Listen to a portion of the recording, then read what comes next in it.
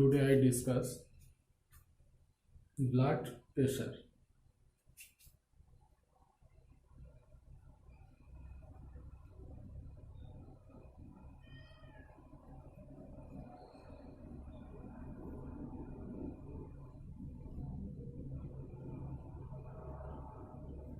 কুড়ি 120 বা 80 mm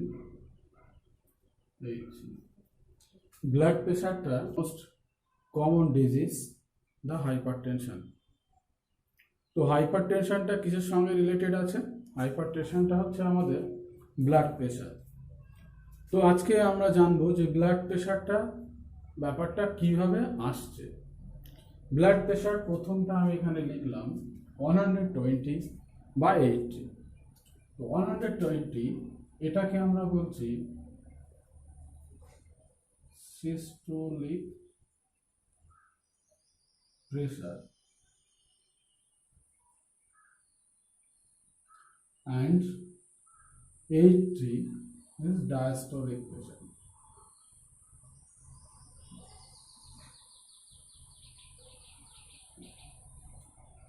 তো এই যে দুটো প্রেশারটা কোথা থেকে আসছে? হার্ট। তাহলে হার্টটা আমাদের ভালোভাবে বলতে হবে। তো চলো হার্টটা দেখি।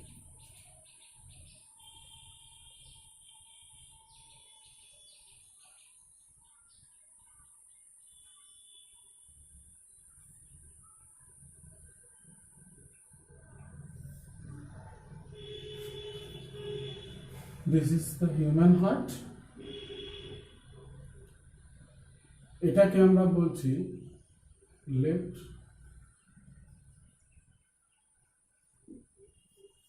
auricle and this is the ventricles.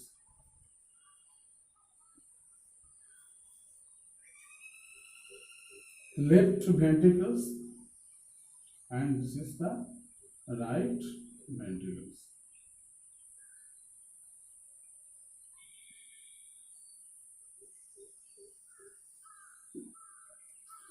तो देखो this is the right and this is right ventricles right। আর তো এখান থেকে আমাদের কি হচ্ছে, আমাদের যে হার্ট আছে সেই হার্টের এই ধারটা রাইট সাইডটা কি হচ্ছে, মেমব্রেনটা খুবই পাতলা, দিস ইজ থিন মেমব্রেন। এখানে যে প্রেশারটা হচ্ছে, প্রেশারটা খুব অল্প দিলেই হয়ে যায়, ঠিক আছে। এখান থেকে ব্লাডটা আমাদের কি হচ্ছে, এখান থেকে যাচ্ছে আমাদের লাং। তাহলে হার্ট পাম্প করে কি করছে, এখান থেকে লাং, দ্রুতটা খুবই কম, হার্টের পাশেই আছে আমাদের লাং। এইটুখানি পথ যাওয়ার জন্য যে প্রেশারাইজড করছে খুবই অল্প, কিন্তু এইটা এখান থেকে ব্লাডটা কোথায় যাচ্ছে, বডিতে, দ্য হোল বডি। তো বডিতে যাওয়ার জন্য এখানে যে মেমব্রেনটা মানে কোষ প্রাচীর যেটা রয়েছে সেটা অনেকটাই ঠিক হলে কি হবে, ঠিক হলে তার প্রেশারটা বেশি ক্রিয়েট করবে, বেশি প্রেশারাইজড করবে। বেশি প্রেশার হলে কি হবে, বেশি প্রেশার এখানেই হবে লেফট ভেন্ট্রিকল। সেই প্রেশারটাকেই আমরা যখন কনস্ট্রাক্ট হচ্ছে, সংকুচিত হচ্ছে হার্টটা, সেই প্রেশারটা আমরাকে বলছি সিস্টোলিক প্রেশার। অ্যান্ড ফুসফুস থেকে ফ্রম লাং থেকে O2 ব্লাড যখন এখানে চলে এলো, সেই অক্সিজেনেটেড ব্লাড যখন এখানে আমাদের চলে এলো, তখন কি হলো, এই জায়গাটায় তখন ডায়াস্টল হলো, একটা প্রসারিত হলো। ফার্স্ট যে ড্রপটা ব্লাড এখানে পড়ছে, যে ব্লাড পড়াটা, দ্য ভেন্ট্রিকলস ফিল উইথ, তো দেখো এখানে 120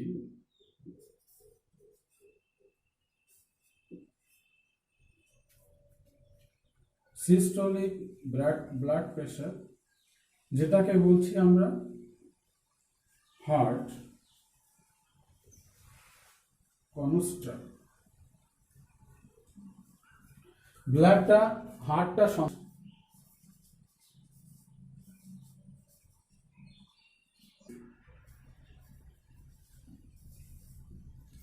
ভেন্ট্রিকলসে যখন ব্লাডটা আসছে তখন যে প্রেশারটা হচ্ছে সেটা ডায়াস্টোলিক ব্লাড প্রেশার, যেটা আমরা 80 mmHg মার্কারি করছি। তো এখান থেকে সেই ব্লাডটা, তাহলে আমরা দুটো জিনিস পেলাম ব্লাড প্রেশারে। প্রথমটা হলো systolic and 80 millimeter is the diastolic blood pressure, এটা হলো আমাদের diastolic blood pressure।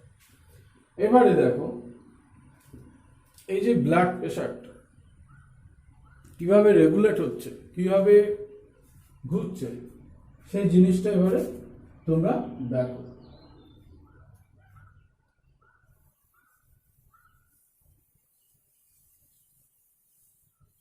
প্রথমে এখানে কি হচ্ছে আমাদের হার্ট, তো হার্টের এখানে প্রেশারটা জেনারেট করছে, এর ফলে এখান থেকে ব্লাডটা চলে আসছে আর্টারিস থেকে,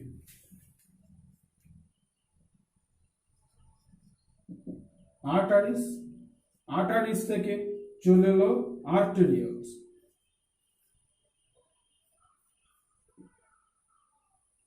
আর্টেরিয়ালস এখান থেকে চলে এলো ব্লাডটা সম্পূর্ণ ক্যাপিলারিতে,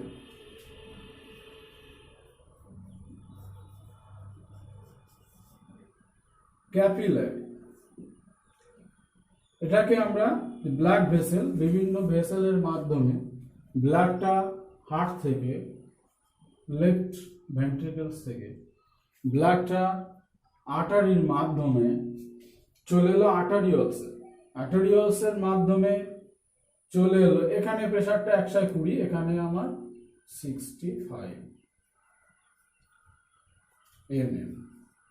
যখন ক্যাপিলারিতে এলো তখন 15 to 18 mm, 15 থেকে 18 mm এখানে ক্যাপিলারি থেকে ব্লাড প্রেশারটা চলে এলো। এখান থেকে কি হলো, capillary fine blood vessel, fine vessel, তো সেগুলো খুব সরু সরু হয়, জালিকাকার, জালক যাকে বলা হয়, সেগুলোর মাধ্যমে কি হয় বডি অর্গান, এই বডি অর্গান সঙ্গে রিলেশন করছে ক্যাপিলারি। হার্ট যে ব্লাডটা দিয়ে দিচ্ছে সেই ব্লাডটা আর্টারিয়ালস সেখান থেকে চলে এলো ক্যাপিলারি, ক্যাপিলারি থেকে কি হলো, ক্যাপিলারি থেকে বিভিন্ন যে অর্গান আছে আমাদের, হোল বডি, ব্রেন টু এক লেগ, পুরো সিস্টেমটাই ব্লাড সার্কুলেট হচ্ছে অর্গানের সঙ্গে, ব্লাড মানে বডি অর্গানকে দিয়ে দিচ্ছে ক্যাপিলারির মাধ্যমে, অর্গানগুলো সব ব্লাড নিচ্ছে, ব্লাডের মাধ্যমে যেগুলো তাদের প্রয়োজন নেই, তাদের দূষিত বর্জ্য পদার্থগুলো আবার রক্তের মাধ্যমে তারা আবার কিন্তু ফিরিয়ে দিচ্ছে। এখান থেকে কোথায় দিচ্ছে, ভেনিউলসে চলে যাচ্ছে,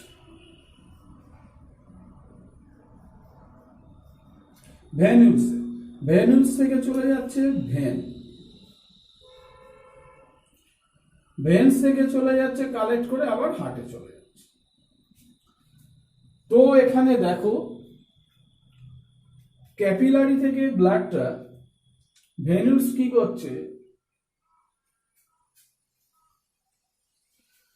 ভেনিউলস এই যে অর্গান থেকে, বডি অর্গান থেকে ব্লাডগুলোকে সব সংগ্রহ করে নিচ্ছে, যে ব্লাডগুলো ছড়িয়ে ছিটিয়ে আছে হার্ট পাম্প করে ছড়িয়ে দিচ্ছে সারা দেহে, সেখান থেকে যে রক্তগুলো ছড়িয়ে আছে সেগুলো কালেক্ট করতে হবে, কালেক্ট করে আবার কোথায় পাঠাতে হবে, আবার হার্টে পাঠাতে হবে। এখানে তো জাস্ট সংকুচিত প্রসারিত সিস্টোলিক ডায়াস্টোলিক হার্ট তো পাম্পিং হয়েই যাচ্ছে। তাহলে heart pumping rate 72 per minute, 72 বার পালস হচ্ছে। সেই পালসের জন্য মানে 1 মিনিটকে আমি যদি ডিভাইডেড করি 30 সেকেন্ড, তো 30 second systolic pressure, 30 second diastolic pressure. সেই প্রেসারের মাধ্যমে হার্ট থেকে আর্টারিস থেকে আর্টেরিওলস, সেখান থেকে ক্যাপিলারিতে চলে আসে। আলটিমেট দেখো, হাই প্রেসার যখন হয় 120, 120, 140, 160, 200, 220, অনেকগুলো ভ্যারি করছে। This is the high blood pressure, systolic blood pressure. Then the diastolic pressure varies 80, 90, 95, এইভাবে এগুলো ভ্যারি করছে। এবারে কথা হলো, এই যে ব্লাড প্রেশার দিচ্ছে, ক্যাপিলারিতে আসছে, ক্যাপিলারি থেকে রক্ত ব্লাড অর্গানে যাচ্ছে, এখান থেকে আবার ক্যাপিলারির মাধ্যমে ভেন, প্রেশার বেশি হয়ে যাবে। প্রেশার যখন বেশি হয়ে যাবে, নর্মালি আমাদের দেহে একটা মেকানিজম আছে, এখান থেকে কিছুটা রক্ত ব্লাড হয় লাল, লিম্ফস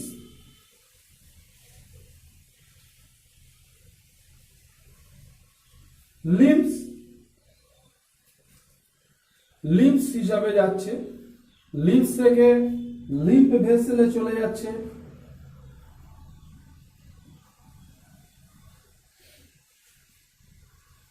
লিম্ফ ভেসেল থেকে সোজা আবার হার্টে চলে যাচ্ছে।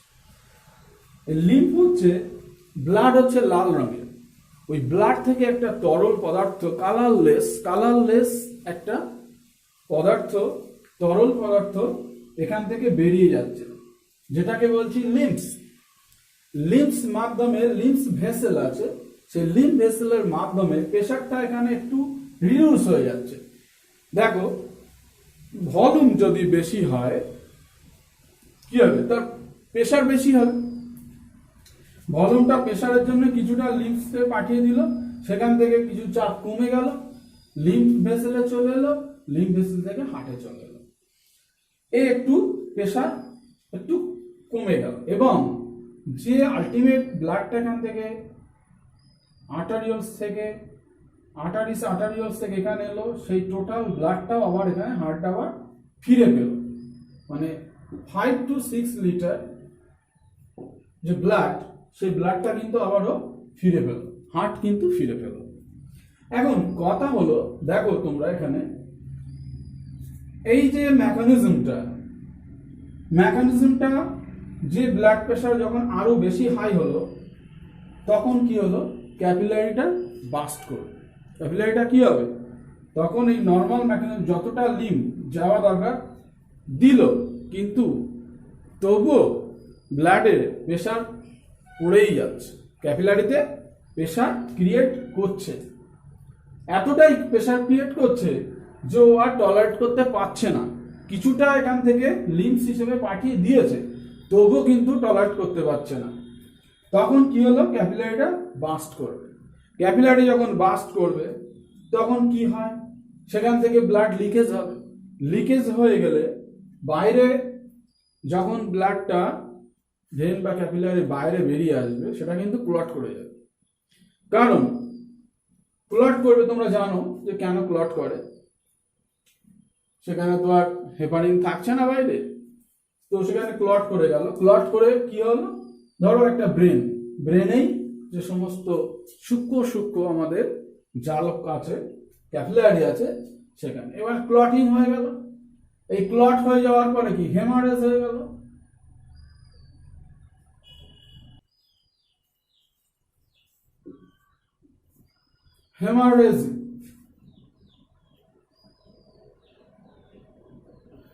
হেমারেজ হয়ে গেল। হেমারেজ মানে কি, সেখানে তোমরা হয়তো শুনেছো। এবার এর ফলে কি হয়, সে চোখে দেখতেও, তার চোখের দৃষ্টিশক্তি হারাতে পারে, প্যারালাইসিস হয়ে যেতে পারে, কোন একটা অর্গান নার্ভাস সিস্টেমটাকে বসিয়ে দিতে পারে, ইনঅ্যাক্টিভ হয়ে যেতে পারে। এবারে দেখো, এই ভেন থেকে এখানে চলে এলো লিম্ব ভেসেল, লিম্বের থেকে। এইবারে হাই ব্লাড প্রেশার আমাদের জানতে হবে যে systolic and diastolic. Systolic diastolic যখন এটা ডিফারেন্স হচ্ছে 40, ডিফারেন্স 40 mm,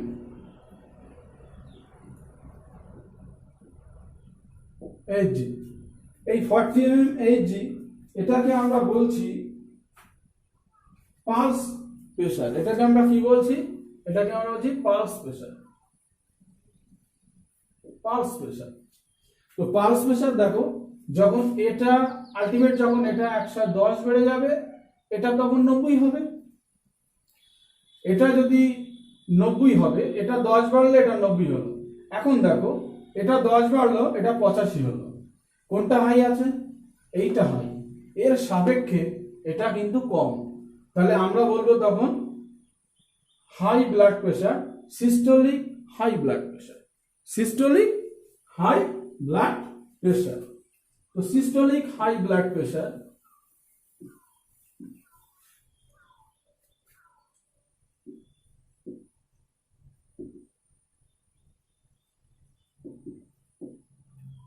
আর একটা ডায়াস্টোলিক।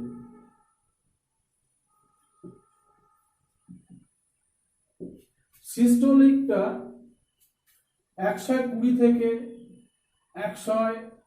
130, এটা 185।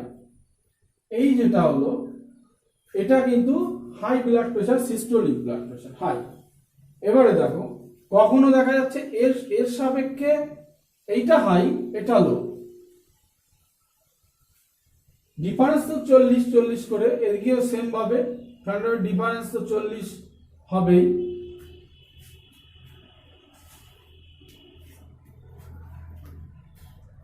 তো এখানে 40 আর থাকলো না।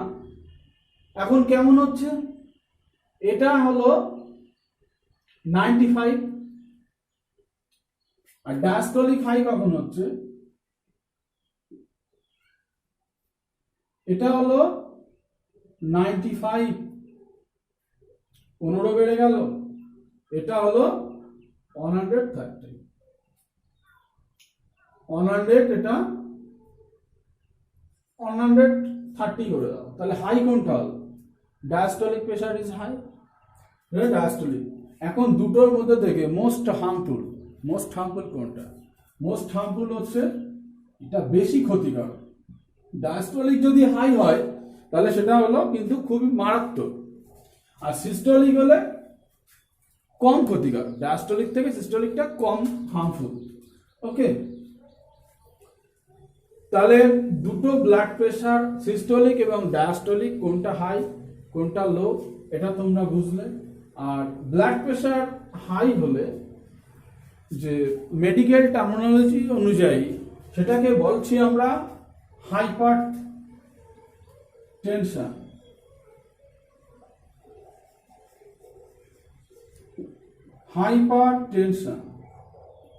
Hypertension stage 1,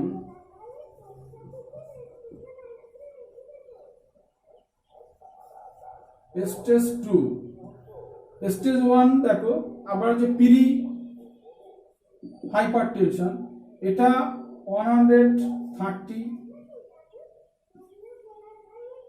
120 to 130, stage 140, stage 2 above 140, 200 হয়ে গেল বা 180 হয়ে গেল। Stage 2 high blood pressure. সেই সমস্ত ক্ষেত্রে এই ব্লাড প্রেশার হাই হলে বিভিন্ন হাইপারটেনশন থেকে বিভিন্ন রকম কিডনির উপরে চাপ সৃষ্টি, হার্টের উপর চাপ সৃষ্টি, চোখের উপরে চাপ সৃষ্টি, ভমিটিং টেন্ডেন্সি বা বিভিন্ন ধরনের কানে কম শোনা, হ্যাঁ, ঘুম না হওয়া, বিভিন্ন ধরনের বডির উপরে ইফেক্ট ফেলছে এই টেনশন, হাইপার টেনশন। এবারে দেখো, আমরা হাইপার টেনশন যখন হচ্ছে, ব্লাড প্রেশার যখন বেশি হচ্ছে, তখন কি করা উচিত? তখন আমাদের এখান থেকে আমরা যদি টি, কফি এটা যদি আমরা খাই, তখন কি হবে? মূত্রের পরিমাণ বেশি হবে।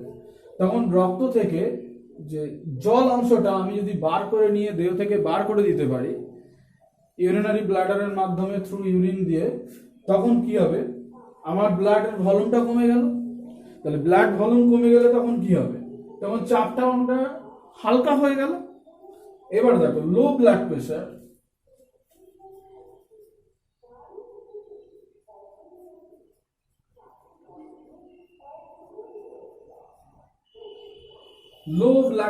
লো ব্লাড প্রেশারের ক্ষেত্রে কি হচ্ছে?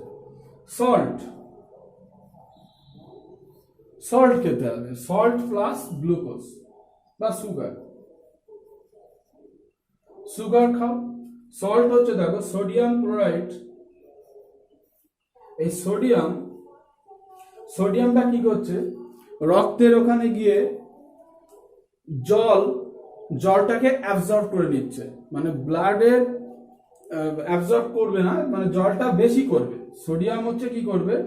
দেহের মধ্যে যে জলের পরিমাণ বাড়িয়ে দেবে।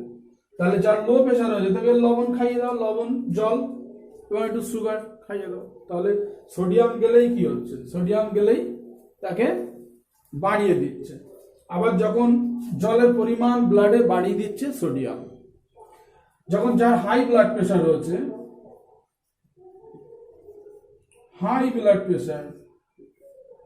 তার ক্ষেত্রে আমি যদি এখানে সোডিয়াম লবণ খেতে দিই, তার প্রেশারটা আরো হাই হয়ে যাবে। সেই জন্য বলা হয় ব্লাড প্রেশার হাই হয়েছে, লবণ কম খাও। ব্লাড প্রেশার হাই তো লবণ কম খাও। আর দেখো, আর যে লিম্ফোম্যাটিক সিস্টেমের মাধ্যমে আমাদের প্রেশারটা অনেকটা রিডিউস করছে। এই লিম্ফ উৎপন্ন যদি বেশি করা যায়, তা লিম্ফ উৎপন্ন দুরকম ভাবে হবে। মাসেল এক্সারসাইজ, অর্থাৎ আমি বডি এক্সারসাইজ করছি, হাঁটাচলা করছি, হ্যাঁ, দ্রুত কাজকর্ম করছি, মাসেল অ্যাক্টিভ যদি আমি করতে পারি, তাহলে লিম্ফ বেশি উৎপন্ন হবে। আর লিম্ফ বেশি উৎপন্ন হলে ক্যাপিলারি থেকে চাপটাও রিডিউস, অনেকটা চাপটা কমে যাবে, ব্লাড প্রেশার রিডিউস করবে। তখন কিন্তু হাই ব্লাড প্রেশার থেকে অনেকটা প্রেশারটা লো হয়ে যাবে। তো এর ফলে হাই ব্লাড প্রেশারে অনেক ক্লিনিক্যাল সিগনিফিকেন্স আছে। অনেক সময় নাক দিয়ে রক্ত পড়তে পারে, নাকের যে ক্যাপিলারিগুলো ফেটে যায় হাই ব্লাড প্রেশারের জন্য, সেটাও হতে পারে। ভমিটিং টেন্ডেন্সি হতে পারে। তাহলে টোটাল যে লিম্ফ, এই যে দুটো সাইকেলের মাধ্যমে কিভাবে চেঞ্জ হচ্ছে। কিন্তু এই দেখো, যে তাদের হাই ব্লাড প্রেশার আছে, তাদের রক সল্ট খেতে হবে, পটাশিয়াম ক্লোরাইড। এই পটাশিয়াম কি করছে? জলের পরিমাণ কমিয়ে দিচ্ছে, জলটাকে ব্লাডের জলটাকে কম করে দিচ্ছে। আর সোডিয়াম ব্লাডের জলটাকে বেশি করে দিচ্ছে। পটাশিয়াম ক্লোরাইড মানে কি হলো? Rock salt.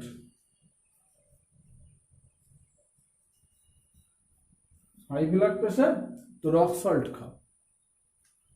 বোঝা গেছে? তাহলে এই যে টোটাল মেকানিজমটা, systolic blood pressure and diastolic blood pressure.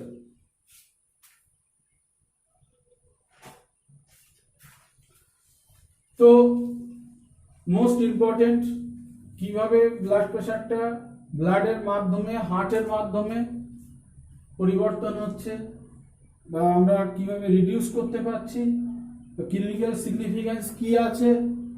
Hyper tension মূলত ব্লাড প্রেশার থেকে হাইপার টেনশন, এই ডিজিজটাকে বিভিন্ন ভাগে কখনো স্টেজ 1, স্টেজ 2 আর সেই হাইপার টেনশন থেকে বিভিন্ন ধরনের ডিজিজ হচ্ছে, kidney failure, heart failure, heart attack,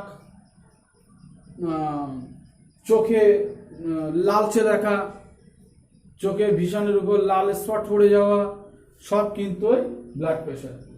তো আমি একটা সাজেস্ট করবো, এই ব্লাড প্রেশারটা ঠিক রাখার জন্য আমাদের একটু বডি এক্সারসাইজ করতে হবে এবং টেনশন ফ্রি হতে হবে ভালোভাবে। মর্নিং মানে যে যোগা আছে, বিভিন্ন এক্সারসাইজ আছে, সেগুলো আমাদের করতে হবে। ওকে, তো এর থেকে ভালো জিনিস আর কিছু হয় না। মেডিসিন দিয়ে ব্লাড প্রেশার কমানো এটা খুব একটা অ্যাপ্রোপ্রিয়েট হয় না। তো ওকে, বাই, আজকে অবধি, গুড বাই।